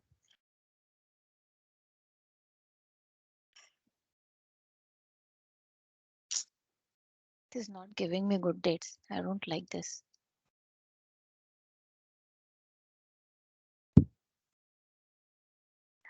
I'll just specifically type in. I get what I want. Yeah. Okay. So now how many deliveries I have on 7th? It is 10 deliveries from 1 to 11. Now, do you realize that if I am creating such kind of relationship, I'll delete all this. It is 0, 0. If I'm creating if I'm creating this relationship, I have this one table and I have one date table and I create this relationship. We already discussed that we can have only one active relationship between two tables.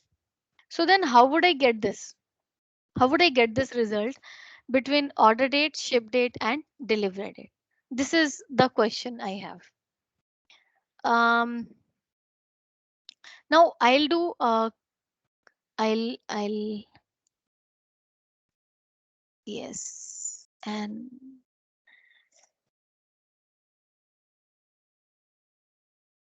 yeah. Now we can have dates. Okay. For 8, I can make 8 to make it.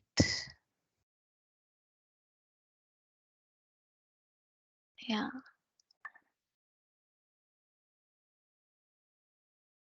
Too bad at writing.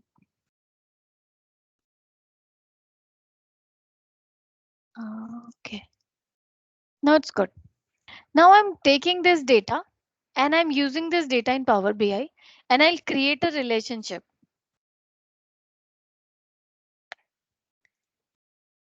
So I can directly, what I can do is, I have already created, but I can create now new one.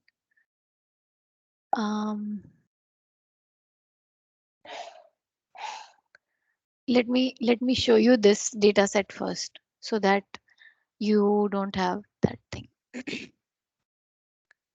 I have one sales table. In sales table, what is there? Data is there. I have order date, quantity, net price, delivery date, customer key, and sales amount. Now, what are the two dates I have? Delivery date and order date. 15th January 2008 was the order date and delivery date was 26th January 2008. This is my data. Now, similarly, I have created one date calendar table and for which I have taken the max of the sales order date and min of the sales order date, and I have created a table similar to what we have discussed. Now I want to create a relationship. Now when I create a relationship, just focus, just don't see other relationship. I'll just see date table and I'll create a sales. Now if like, because I told you I want to see my sum of sales by order date and sum of sales by delivery date.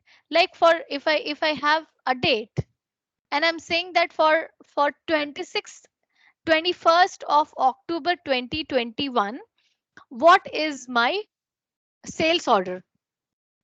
Or the another question could be that for 21st October 2021, what is my I mean, how for what is the amount for which I have delivered? Two questions. So very easily I can do two things. I can create, if I go and just create a relationship like this. So I'll end up creating one active relationship and one inactive relationship. You see, order the date and the another which is inactive. If I go and say that no, make it active, then it will deactivate the other one. So two solutions to it. Either you can have two date tables like I can duplicate my date table here. One solution, so what I can do is I can create another table, same table again.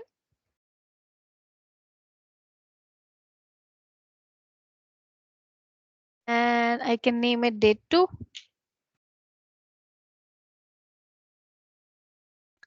And for this, I will just I have related order date.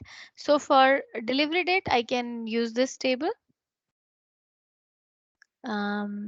This one. So now I have an active relationship. Now I can have two visuals.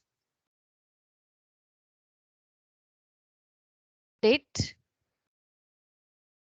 and date. Yeah. For first, you remember the date was related. The date table is related to sales table on order date.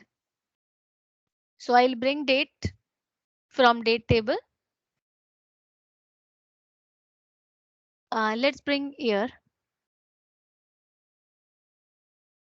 Yeah, better.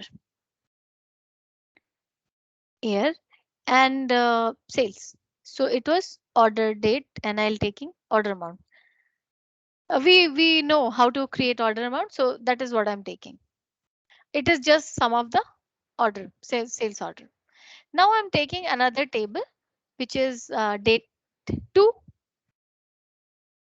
And I'm again using the calendar year.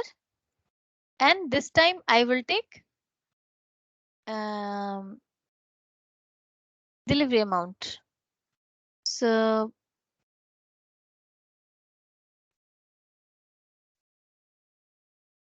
this is my sales amount. I'll do a sales amount. Yep.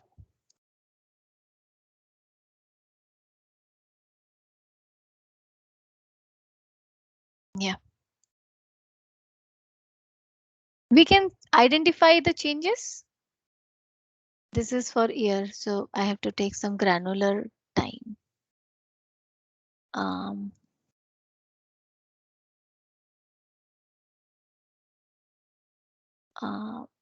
Date. Okay. And this time I'll take date 2 and date.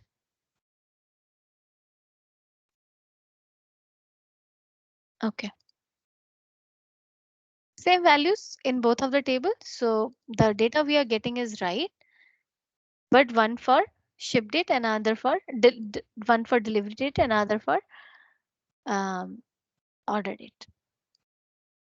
Now let's look at one of the dates. If I look at 15th of January 2008, you see I can see 38,334.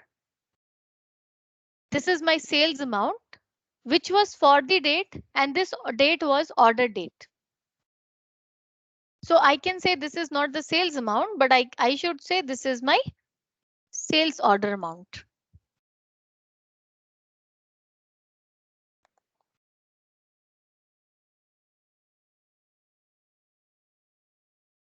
And this is my delivered amount.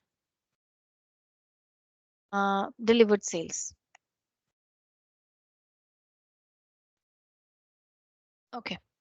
So now if I just click on the one of the value, which is like whatever was ordered on 15th of October 2008, I want to look at for the same date, what is my delivered sales?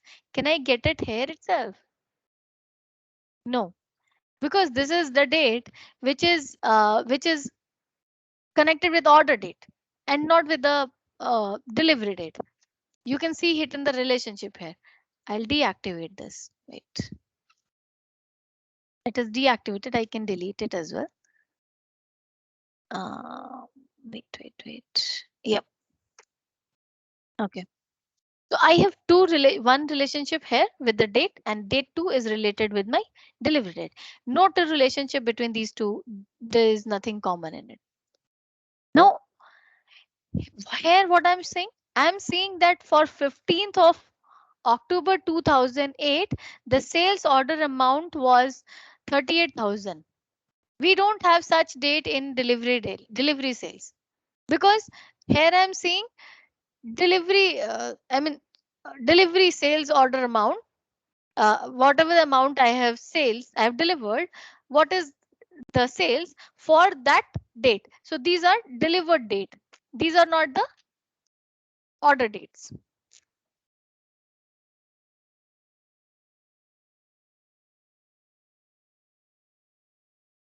And here I would say I marked it wrong. Yep. And these are delivery date.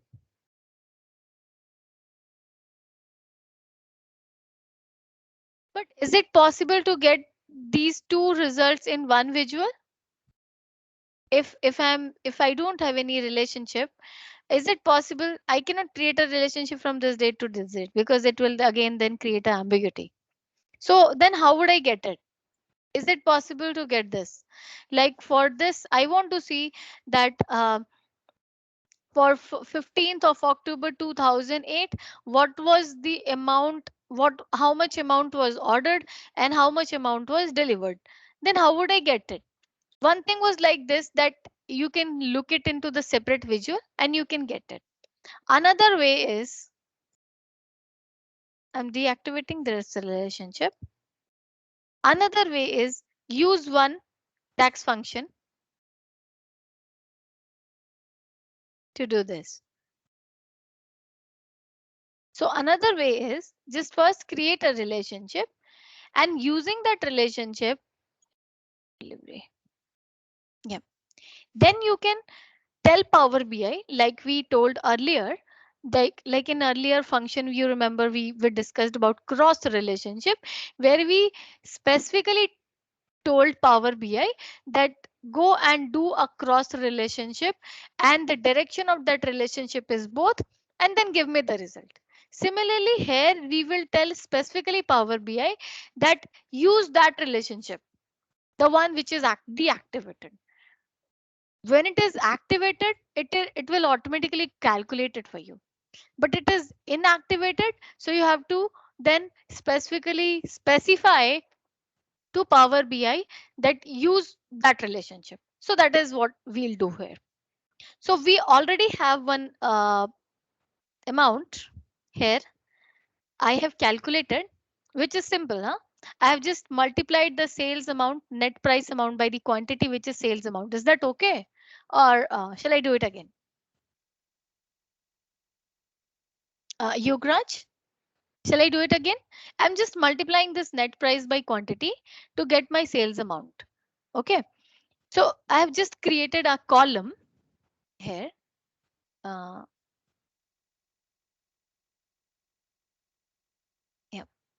I have just created a column to say, okay, multiply my net price by the quantity to give me the total sales amount.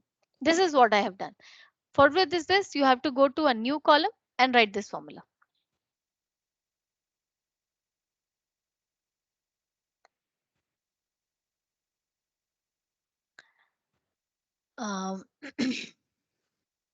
Net price multiplied by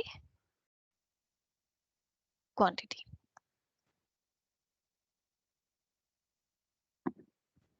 Getting the same result.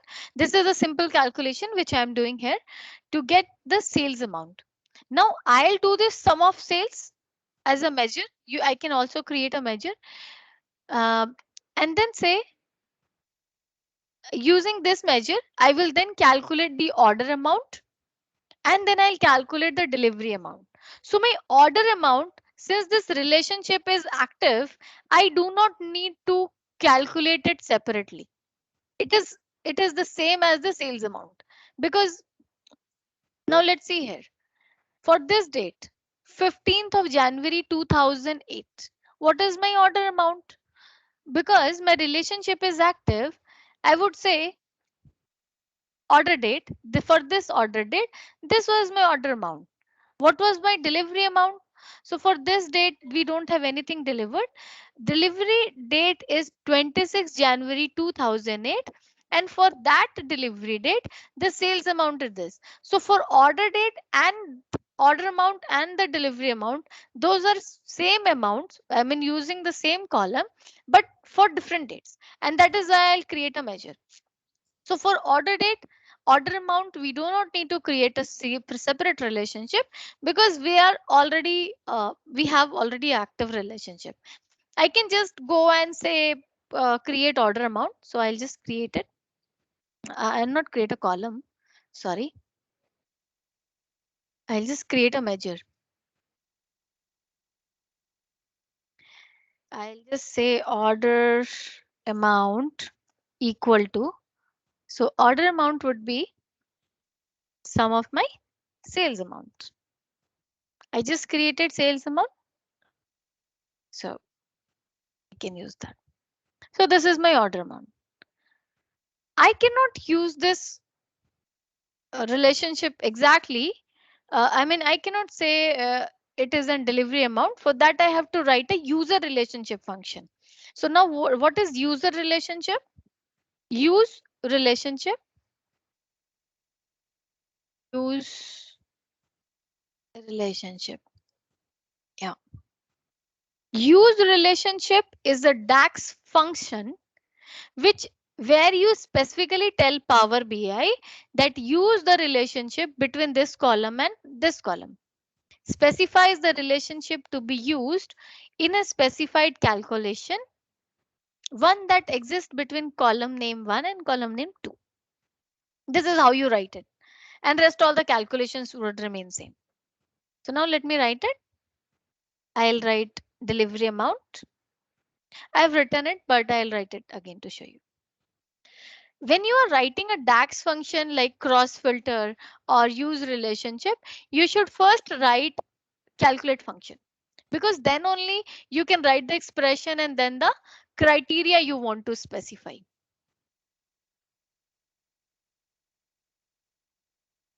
So here I'm writing delivery amount.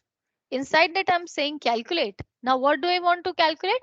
I want to calculate the sum of my sales amount. Sum of sales amount. Sum of sales amount, but using with relationship. So the relationship which is inactive, which is between the date and the delivery date. So I'll use relationship function, use relationship. Now use relationship ask for column name 1 and column name 2. So I'll take two column name. First is date. Date which is coming from date column, date table, and the date which is delivery date.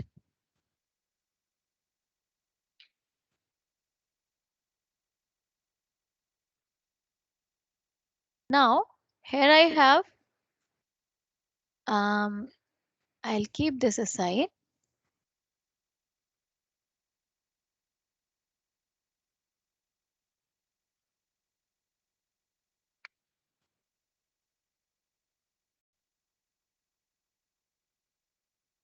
And I'll bring date from date column.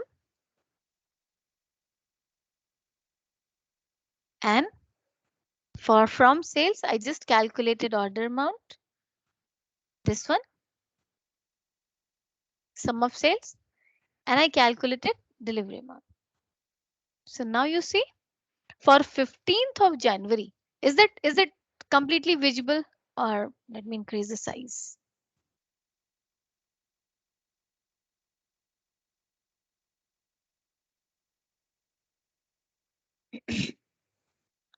So now you see for 15th January 2018, we only had orders. We do not had any delivery, and that is why we are seeing a blank. For 21st January 2008, we had multiple delivery amounts. For 23rd March, I have sum of delivery amount, order amount, and for sum of other order, this one, delivery amount. Let's verify this data. 23rd, what is that value? 23rd March. 23rd March, 6,000, sorry, this one, no? 27th March, 12,733.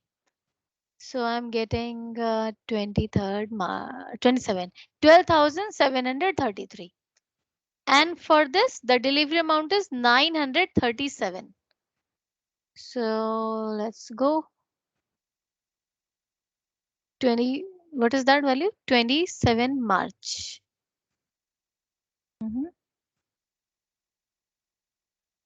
I deleted the relationship. You remember? Wait.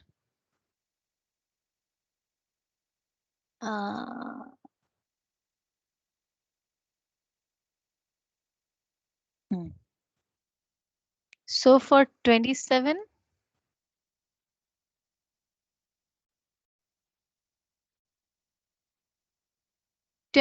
March, it is 937.65. And that is what we are getting. We do not need to create a separate date table. The visualization, in fact, the result, the output we want to see is more helpful, because in one single visualization, I'm able to see that for this date, what is happening, how much order I have, how much delivery I have. And it can be in multiple scenario, like how many tickets was raised today, how many have been solved, and how many are in process. So you have multiple dates there as well. So this is how you can solve that problem when you have multiple dates and you are using one date to calculate that. So I'm just stopping it for today, and opening the question session. If you have any ask, please do ask, and I'll just share the feedback link as well. Jane is there. Jane, do you have the feedback link? Please do share. Thank you for calling up for the feedback link, and I have already dropped it in the chat section. I request everyone to fill it, and then yeah. Thank you. Thank you, Aisha.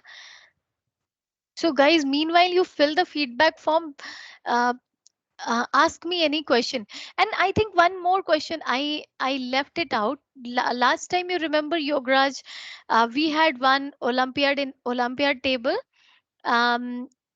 There was one table where the color was not coming.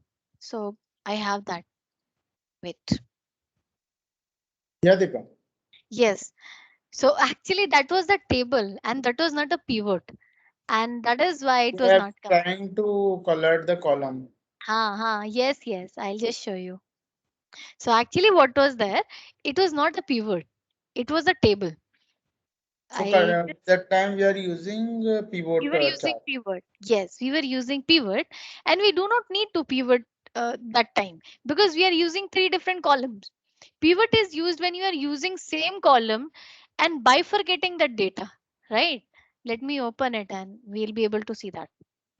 See here we are using only one column, which is medal, and then we are distributing this count of medal in different columns, and that is why we are using a pivot. Here we are using 4 different columns. For 1, 2, 3, 4. 4 different columns. Then why would I do a pivot? I do not need to do that. I'll just go table. And now I can do that color. So it was, you can go to field formatting. And I wanted to do this color on name. I think it was there. It was orange color and upper one was purple. So we have that and just want to do that here. So the background color was like this. Make sense? Yes. Yeah, thank you. I think paisa ban gaya. Yeah, here it is black. These headers and these headers. So we can do that as well.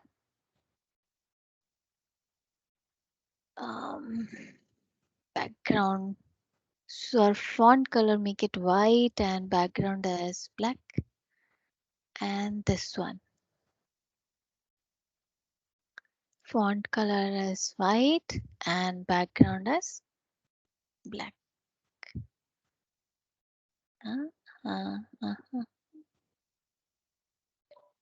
Why?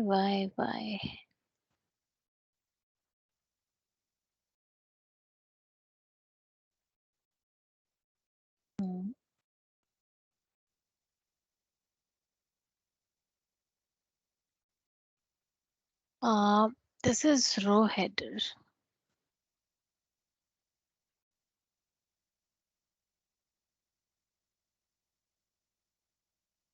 Yeah.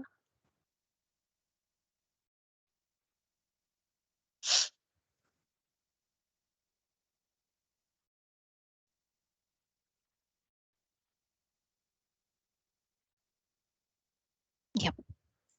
Now we have this. Deepa, one request. Yeah. In next class, can you cover a little bit in 10-15 minutes? What we need to tell, like table header, row header. So many times we need to do R&D like you do currently. So Yeah. not Sure. not reach out directly to which field need to be colored or what type. Yeah. Sure. So it will help. Yeah. Yep, sure.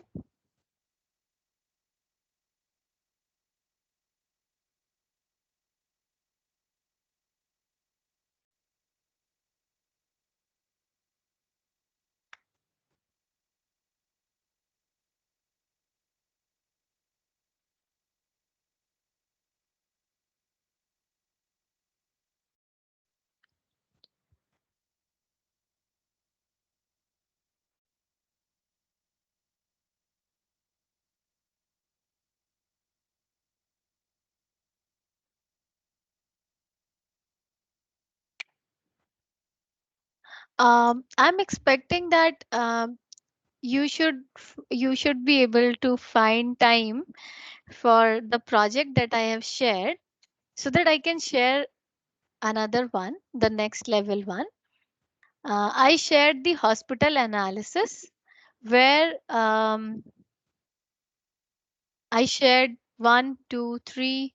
4 data set and one this screenshot where I'm expecting that your um, output should look like this, your report should look like this. I have also shared one scroller which you can download it from online as well. Scroller like you see, scroller is a visual.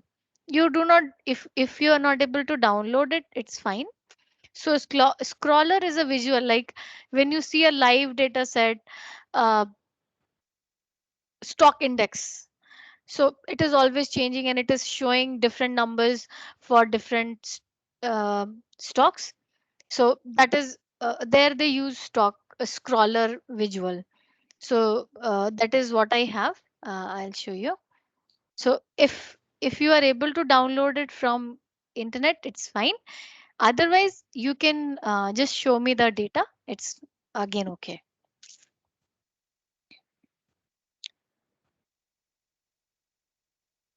So I was expecting it to be today, but fine, you might not be able to find the time. But if you have any questions, so see the scroller look like this. You can change the font size and all. I have downloaded this template scroller visual from Google itself, so you can also do that, or else I can attach it to your LMS. So do you want me to discuss this project tomorrow, or so that we are on the same page and we can go further? Till this project, we had very minimal DAX, and then we'll go for further ones. It's a very simple, guys.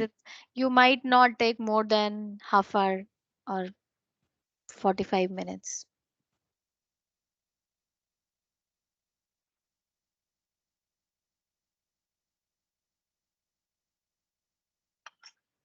Deepa, we will try to create the dashboard and we'll discuss for tomorrow. Will it work? Thank you.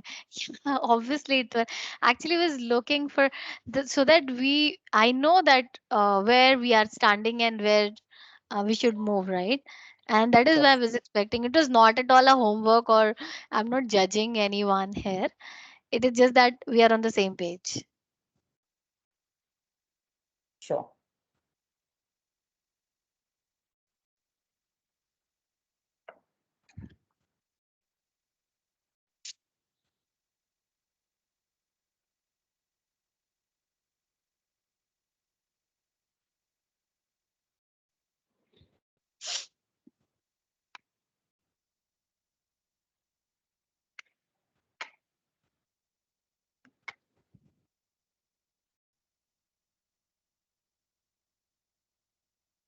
Should we drop? Yes, if you do not have any question and you have submitted your feedback form. Thank you. Thank you very much. Thank you. Thank you. Thanks, Deepa. Thank you. Thank you, Deepa. Thank you. Thank you, Deepa. Thank you. Thank you. Thank you, everyone. Thank you, Deepa. Thank you. Thanks, Deepa. Thanks.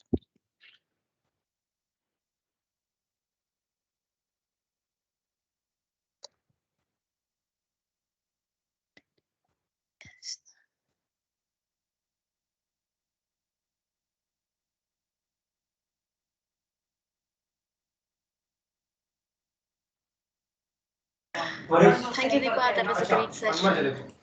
Thank you. Thank you, Aisha.